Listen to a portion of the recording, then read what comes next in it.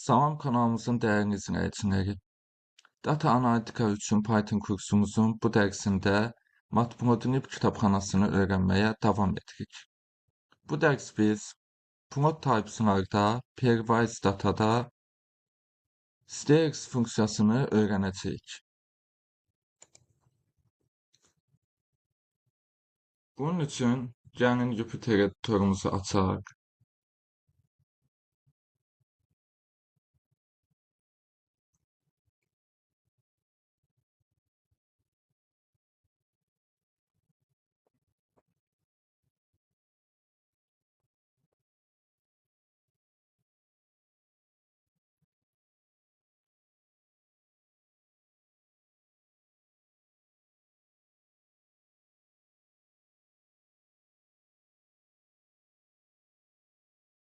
Jupyter Notebook.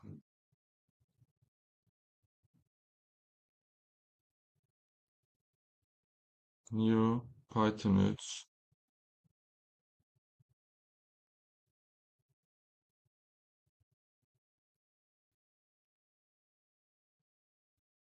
Gəlin nümunə kodumuzu kopyalayaq və araşdırmağa başlayaq. Run edirəm. Baxın, belə bir qrafik ortaya çıxdı. Bu kod Matplotlib kitabxanasında stx funksiyasını istifadə edərək bir qrafik çəkmək üçün yazılmışdır. Stx funksiyası verilənlər seriyasını step plot addım qrafiki kimi göstərir. Yəni verilənlərdəki dəyərlər arasında həddi keçən dəyişikliklər ilə bir qrafik yaradır. Gəlin kodu hissə-hissə izah edək. Kitabxanaların import edilməsi hissəsi. Artıq bilirik ki, bu hissə matplotlib.pyplot qrafiklər yaratmaq üçün istifadə olunan Matplotlib kitabxanasının bir hissəsidir. NumPy ədədi hesablamalar və verilənlər üzərində əməliyyatlar etmək üçün istifadə olunur. Qrafik stilinin təyin edilməsi hissəsi bu hissə. Bu, Matplotlibin minimalist dizaynını istifadə edir, qrafikin vizualını sadə və təmiz saxlayır. Buranı bildik kitabxanalar üçündür, bura isə qrafikin dizaynı üçündür. Gəlin davam edək. Verilənlərin yaradılması hissəsi y bərabərdir bu. Bu verilənlər seriyasıdır, yəni y oxu üzərindəki dəyərlərdir. Bu verilənlərdə hər bir nöqtə müəyyən bir y dəyişənini göstərir və ardıcıl olaraq verilir. Baxın, ardıcıl olaraq verilən qiymətlərdə hər biri fərqli bir y dəyişənini göstərir. Qrafik sahəsinin yaradılması hissəsi bura. Yeni bir qrafik sahəsi fig və koordinat oxları AX ilə yaradılır. Fig qrafik sahəsinin ümumi obyektidir. AX isə qrafikin oxları olan obyekt. Yəni üzərində qrafiklər çəkinəcək hissədir. Stx funksiyasının istifadəsi stx y line with bərabər 2.5. Bu y verilənlər seriyasını addım qrafiki stx kimi göstərir. Bu hissə y qrafikindəki y oxunun dəyərləridir. Y qrafikdəki y oxunun dəyərləridir. Line with bərabər 2.5. Bu parametr xəttin qalınlığını təyin edir. Xəttin qalınlığı 2,5 olacaq. Bu halda xəttin qalınlığı 2,5 olaraq təyin edilir. Stx funksiyası verilənlərdəki dəyərlər arasında xəttin addım şəklində hərəkət etməsini təmin edir. Bu verilənlər arasında səviyyəni dəyişiklikləri göstərmək üçün faydalıdır. Məsələn, əvvəlki qiymətdən yeni qiymətə keçərkən xətt yuxarı və ya aşağıya doğru sıçrayır. Sonra növbəti nöqtəyə qədər sabit qalır. Bu cür qrafiklər, məsələn, addım şəklində olan məlumatlar və ya kateqoriyalı verilənlər üçün çox istifadə olunur. Koordinat oxlarının tənzimlənməsi hissəsi x-nim 0, 8, X okunun sərhədləri 0 ilə 8 arasında təyin edilir. Bu isə X oxunda işarələr 1 ilə 7 arasında olan ədədlərlə göstərilir. Y-nin 0,8, Y oxunun sərhədləri 0 ilə 8 arasında təyin edilir. Y oxunda işarələr 1 ilə 7 arasında olan ədədlərlə göstərilir. Bu parametrlər qrafikin koordinat oxlarını təyin edir və vizual görünüşünü daha uyğun hala gətirir. Qrafikin göstərilməsi hissəsi, bilirik ki, bu hissədir. Ümumi nəticə, bu kod step mod və ya addım qrafiki çəkir. Y verilənlər seriyası hər bir nöqtəyə çatdıqda xətt addım şəklində yüksəlir və ya düşür. Bu üsul müxtəlif sahələrdəki dəyişiklikləri göstərmək üçün faydalıdır. Məsələn, məhsul qiymətlərinin zamanla dəyişməsi və ya qatqıların zamanla artması. Qrafikdəki xüsusiyyətlər hər bir nöqtə arasında xəttin sıçrayış etməsi, xəttin qalınlığı 2,5 ilə göstərilməsi. Sticks values. Bu nümunə yəqin ki, aydın oldu. Baxın, bir daha üzərindən keçək, daha aydın olsun. Kitabxanaların import edilməsi hissəsi, qrafikin dizaynına aid olan hissə, data hissəsi, məlumat əlavə edilməsi hissəsi. Baxın, bu qiymətləri alan bir ölçümü bir massivimizdir. Qrafik hissəsidir. Qrafikin baxın təyin olunduğu hissə. Stacks qrafiki əsas bu dərs üçün olan hissədir. Stacks qrafikin yaradılması hissəsi. Y-in baxın qrafikin çəki 4,8 gəldi buradan belə X oxu üzrə ta ki Y-in növbəti qiymətinə, yəni 5,5-ə çatanda sıçrayış elədi yuxarı, yenə davam elədi. Ta ki X-in növbəti qiymətinə çatana kimi 3,5-ə çatana kimi sıçradı aşağı, 3,5 üzrə davam elədi. Ta ki Y-in növbəti qiymətinə 4,6-ya çatana kimi qalxdı yuxarı, belə getdi. Baxın, Y-in 4,6 qiyməti üzrə davam eləməyə başladı. Ta ki Y-in növbəti qiyməti 6,5-ə çatdı, sıçradı yuxarı bir də belə. Deməli, bu qrafik bir sözlə desək, X üzrə düz xətt kimi davam edir. Baxın, Y-in birinci bu qiyməti üzrə.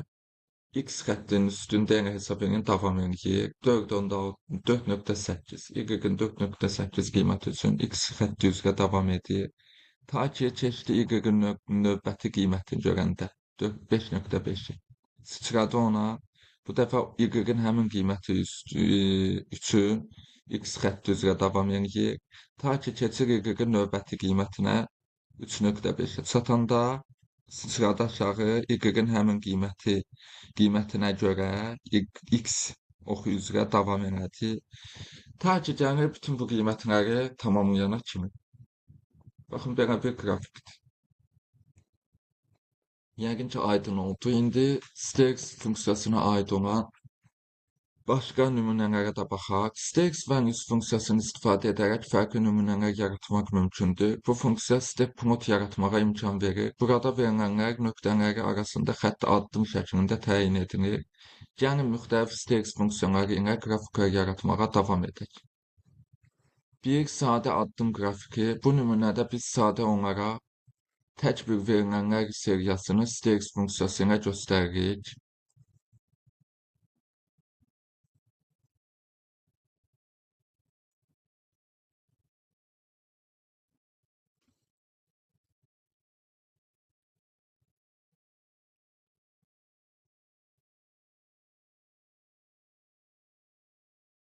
Run edək. Baxın, belə bir qrafik çıxır. Bu nümunədə Y verilənlər seriyası var. Stacks funksiyası Y-in hər bir nöqtəsini addım şəklində göstərir. Qrafikdə yaşıl rəngdə və qalınlığı 2 olan bir addım qrafiki yaradılır. Gəlin bunu baştan izah edək. Kitabxanaların import edilməsi hissəsi, verilənlər hissəsi, YGG-in qiymətləri baxın budur. 1, 3, 2, 5 və s. Bir ölçülü massivdir YGG-in qiymətləri. Qrafik sahəsinin yaradılması hissəsidir. Addım qrafikin çəkilməsi hissəsidir.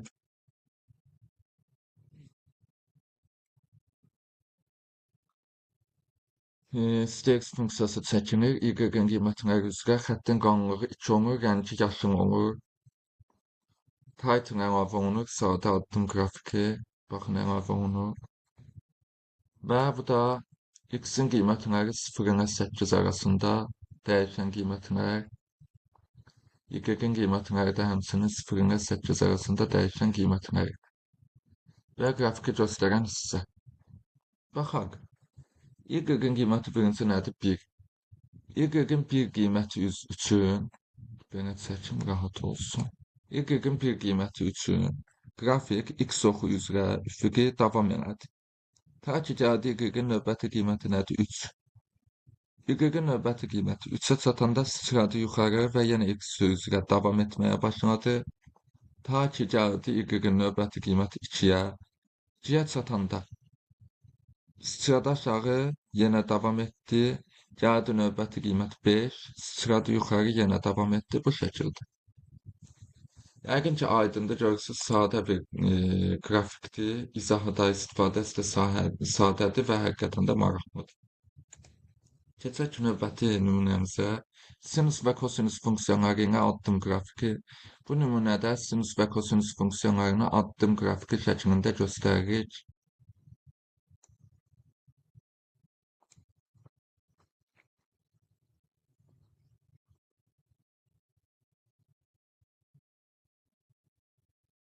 Baxın, bu şəkildə izahına baxaq. Bu nümunədə sinus və kosinus funksiyalarını Steers funksiyası ilə çəkirik. X 0-dan 2 pi-yə qədər olan 100 nöqtə arasında təyin edilir.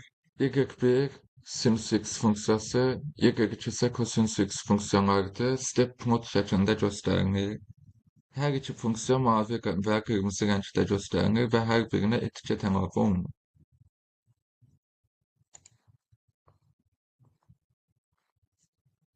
Baxaq, sətir və sətir bu nümunəni izah edək. Kitabxanaların import edildiyi hissə, verilənlər hissəsi X 0-dan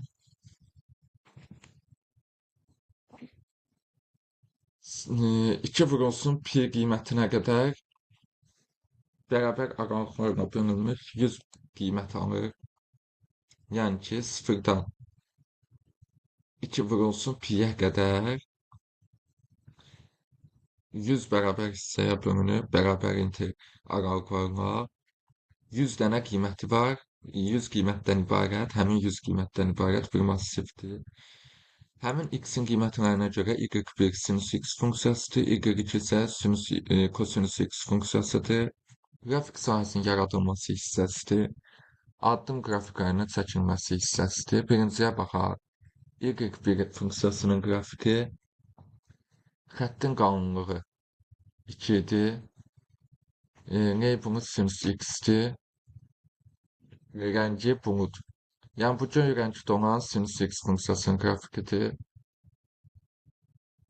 Y2 funksiyasının qrafiki, yəni xəttin qalınlığı 2-dir. Label'ı kosinus X funksiyasıdır. Kosinus X-dir. Rəngi qırmızıdır. Qırmızı da kosinus X-dir.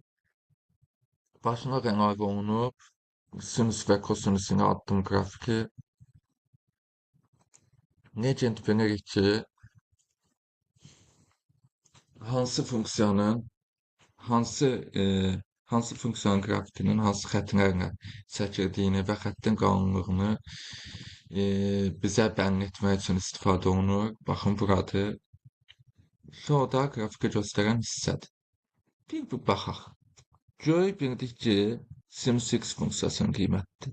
Həmin bu X-in qiymətlərinə görə Y1 bilirik ki, sinus X funksiyasıdır. Bakın dama damadı sanki bana. Dımır dımır. Enerji xət-xət. Baxın, kiçik qırıq-qırıq xətlərdən ibarətdir. Qrafik diqqətlə fikir versəniz hər ikisi. Deməli, X-in bu qiymətlərinə görə Y-in bu qiymətləri dəyişir də. Hər dəfə sıçrayır birindən digərinə, birindən digərinə. Sadəcə aradakı baxın dəyişmə az olduğu üçün çox hiss olunmur. Belə xətt qırıq-qırıq görünür. Həmçinin də kosinus X funksiyası eyni şəkildə. Bu nümunə də yəqin ki aydındır. Keçək digər nümunəmizə. Qeyri-bərabər verilənlər ilə addım qrafiki. Bu nümunədə qeyri-bərabər aralıqlarına verilənlər göstərilir.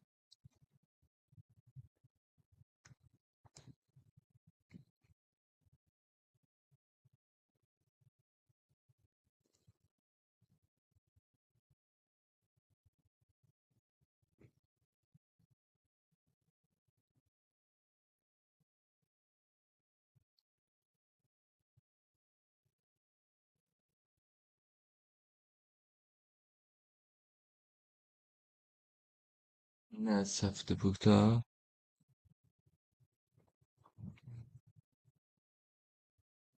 Atribut error verdi.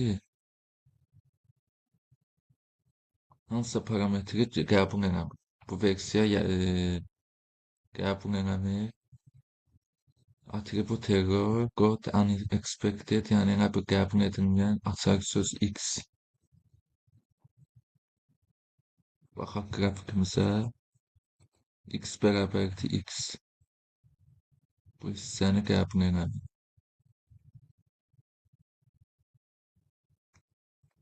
Yəni araşdıraq.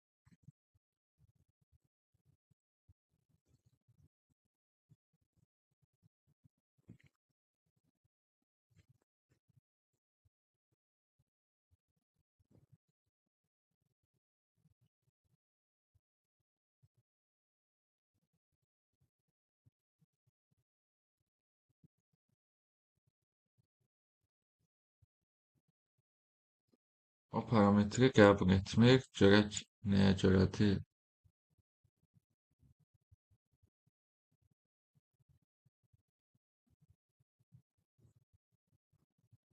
Baxın, səndəki xəta funksiyasına səhv arqument X bərabər verilməsindən qaynaqlanır. Bildik ki, ona görə idi. Funksiyası nisbətən yeni funksiyalarındandır. Deməli, stairs funksiyası matplotlibin nisbətən yeni funksiyalarındandır və arqumentləri bir qədər fərqlidir. X bərabər arqumenti burada düzgün deyil, onun yerinə edge istifadə olunmalıdır. Baxın, bu şəkildə olmalıdır.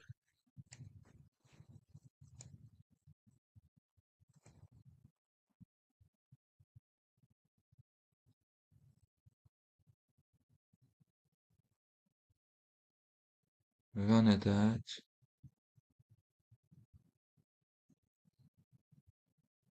Edge verəndə də səhv verir axı.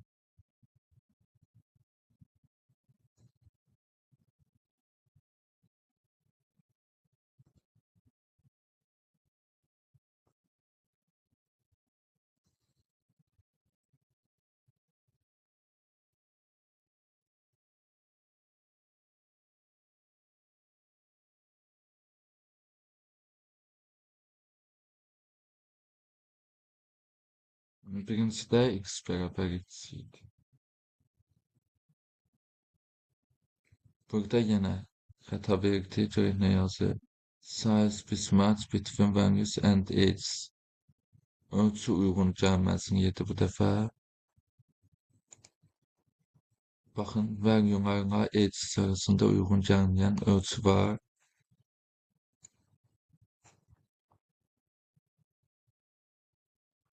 Üstünü də kopyalayaq.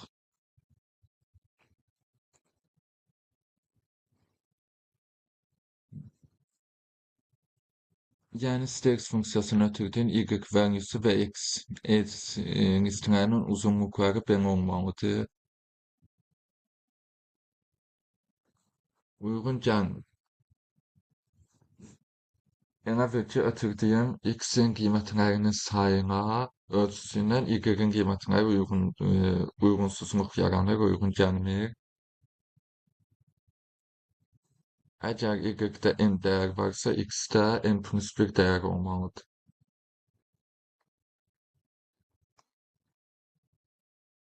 Min value'su haradaydı bizde?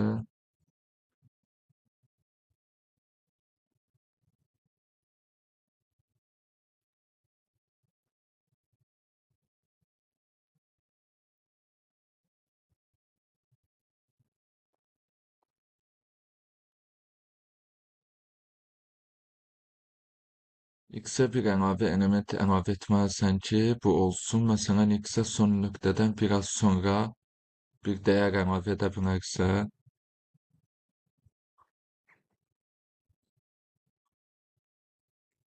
Baxaq. Burada 10. X'in qiymətləri 1, 2, 3, 5, 7, 10'dur. Burada bir dənə də dəyər əlavə olunub.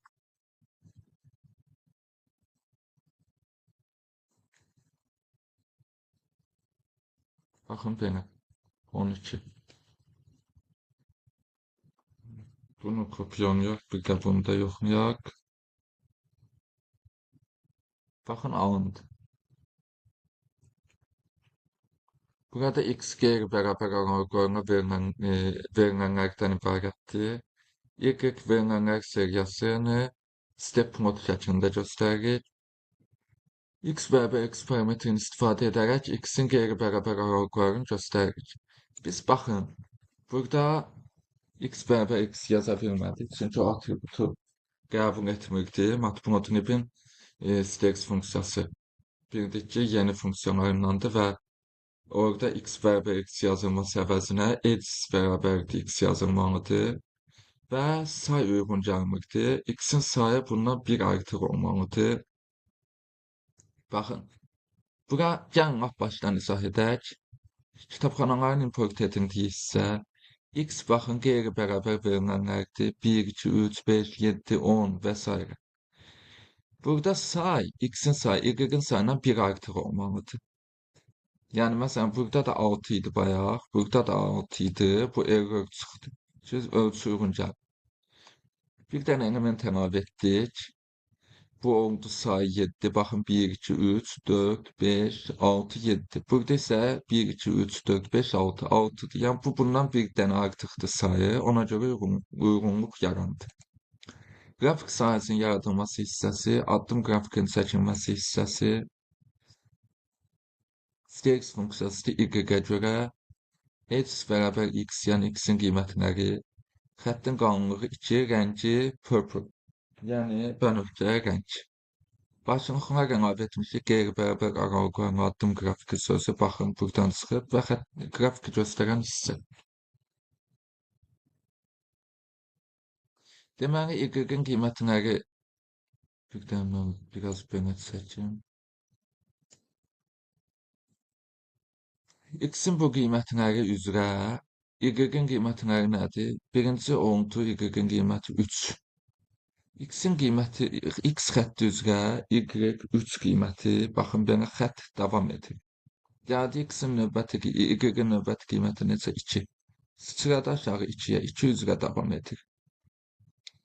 Gəldi 5-ə. Sıçradı yuxarı 5.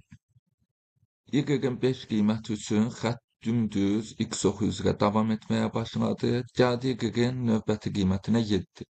Sıçradı yuxarı, yenə davam etdi bu şəkildə. Rahat bir qrafikdir.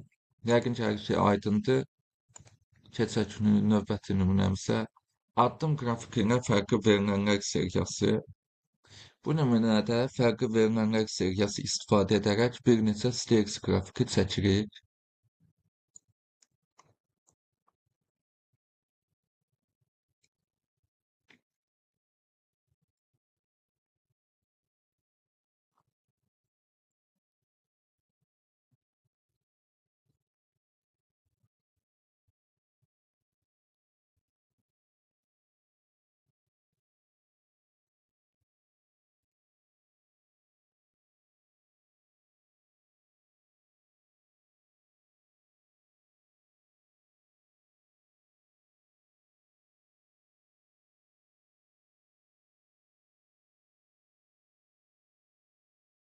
İzah 3 farklı verilenler seriyasından Y1, Y2, Y3, Y3 istifade ederek addım grafiklerini bir yerde gösterir.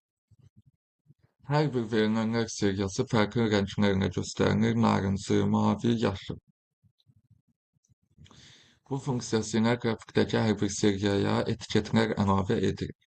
Demek renkler nedir? Narıncı, mavi, yaşıl.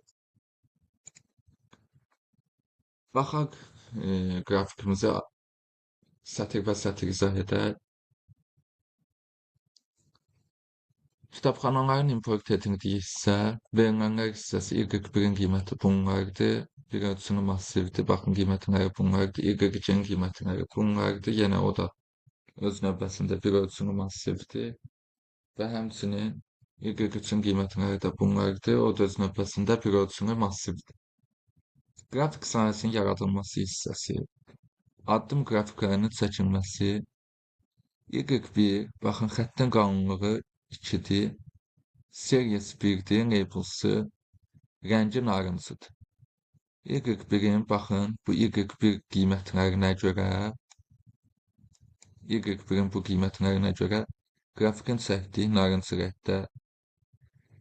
Sonra Y2 qrafiki Y2-nin bu qiymətlərinə görə xəttin qalınlığı 2, label'ı var, etiketi seriyası 2, rəngi mavi, bunu. Y2-nin qrafikini çəkdik. Y3 xəttin qalınlığı yenə 2-dir, seriyası 3, label'ı yəni etiketi var, rəngi yaşıldır. Bu da oldu Y3 funksiyasının qrafiki. Başlıqlar yəni etiket, başlıqlar əlavə etdik. Title,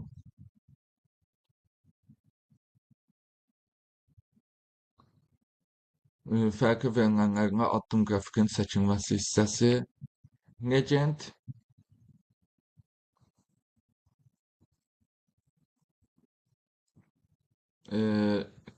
baxın, legend əlavə elədik ki, bunun vasitəsilə də bilirik ki, qrafikdə hər bir qrafik hansı xətlərlə yaradılıb və xətlərin rəngi nədir? Series 1 görürük narıncı rəngdə düz xətlə yaradılıb. Series 2 yenə düz xətlə yaradılıb, rəngi göydür, bunu rəngdir. Series 3 isə yenə düz xətlə yaradılıbdır, rəngi yaşıldır, greendir. PNT Show qrafiki göstərən hissədir. Burada qısacası bu nümunədə 3 dənə fərqli qrafiki bir dənə koordinat oxunda göstərmiş.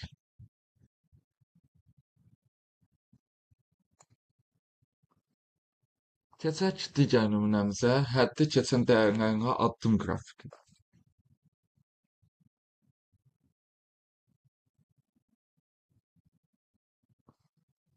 Bu nümunədə verilənlər müəyyən həddə çatdıqda yuxarı və aşağı sıçrayışlar göstərir. Deməli, bu nümunəmiz necə olacaq? Həddi keçən dəyərlərinə addım qrafiki. Bu nümunədə verilənlər müəyyən həddə çatdıqda yuxarı və aşağı sıçrayışlar göstərilir.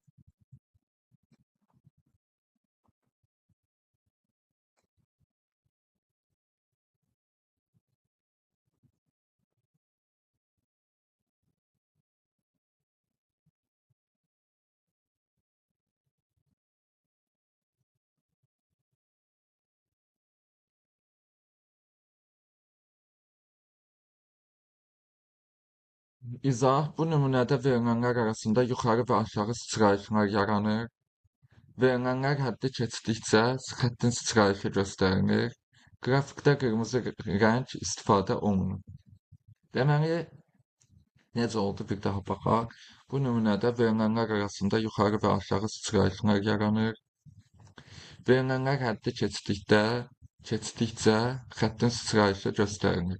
Qrafikdə qırmızı rəng istifadə olunur. Sətir və sətir qrafikimizi izah edək. Kitabxanaların import edildiyi hissə, verilənlər hissəsi, baxın Y-in qiymətləri bunlardır. Y bu qiymətlərdən ibarət bir ölçülü bir massivdir. Qrafik sahəsinin yaradılması hissəsi, addım qrafikin çəkilməsi hissəsi, baxın Y Y qiymətinə görə stx funksiyasının qrafiki çəkilir. Xəttin qalınlığı 2-dir, rəngi qırmızıdır. Həddi keçən dəyərlərinə addım qrafiki title əlavə olunur, baxın olunur. Limit qoyan, sərhəd qoyan hissə, qrafikimizdə sərhədləri təyin edən hissə x 0 ilə 10 arasında qiymətinə qalınır və həmçinin y öz növbəsində 0 ilə 10 arasında qiymətinə qalınır. Baxın. Qrafiki göstərən hissə. X-in deməli birinci 3 qiymət, Y-in, üzr istəyirəm, Y-in 3 qiyməti üçün qrafikimiz X oxu üzrə baxın davam edir. Y-in növbəti qiyməti 2, Y-in növbəti qiyməti 2-yə çatanda düşdü aşağı, sıçrayış elədi, biraz getdi. Y-in 4 qiymətində sıçradı yuxarı, getdi və Y-in 7 qiymətində sıçradı yuxarı, Y-in 5 qiymətində sıçradı aşağı. Baxın, sıçrayışları göstərir, yuxarı, aşağı. Bu qaydada. Bu da rahatdır. Yəqin ki, hər hansı qaranlıq qalan, aydın olmayan hissə olmaz.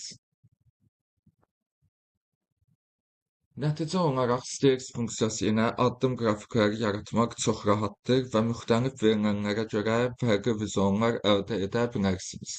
Bu funksiya xüsusilə dönüşümlərin, yəni çevrilmələrin və yüksələn, düşən tendensiyaların göstərilməsi üçün faydalıdır. Stx funksiyası haqqında deyəcəklərimiz bu qədər. Həmçinin artıq biz pairwise datanı görürsünüz, Matplotlib kitabxanasında prototypeslarda pairwise dataya aid funksiyaların hamısını izah etdik. Sonuncusu stx funksiyasında bugün öyrəndik. Artıq növbəti dərsimizdə statistical distributions funksiyalarına öyrənməyə başlayacağıq. Gəlin bu dərs istifadə etdiklərimizi də yadda saxlayaq.